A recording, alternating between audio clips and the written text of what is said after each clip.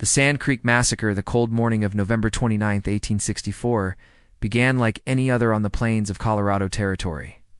The Cheyenne and Arapaho camps along Sand Creek were calm, the people still trusting the promises made by the U.S. government. Their leader, Black Kettle, had raised an American flag and a white banner above his lodge, signal of peace, a plea for safety. He believed the soldiers would recognize it, believed words meant something.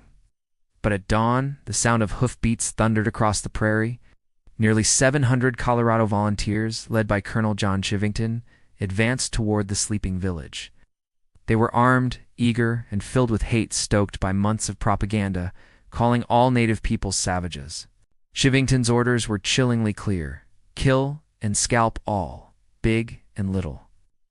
As the first shots cracked, chaos exploded. Warriors scrambled to defend their families, but they were outnumbered and outgunned.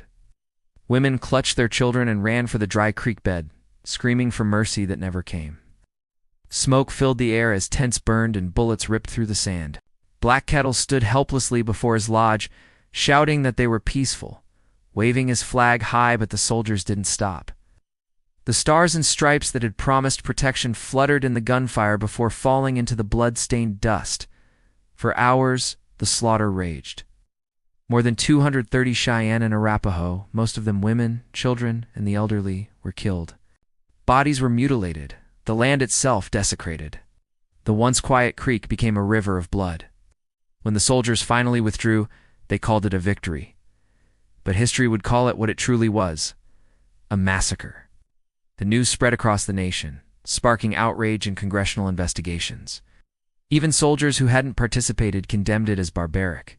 Black Kettle survived that day, though his heart was shattered.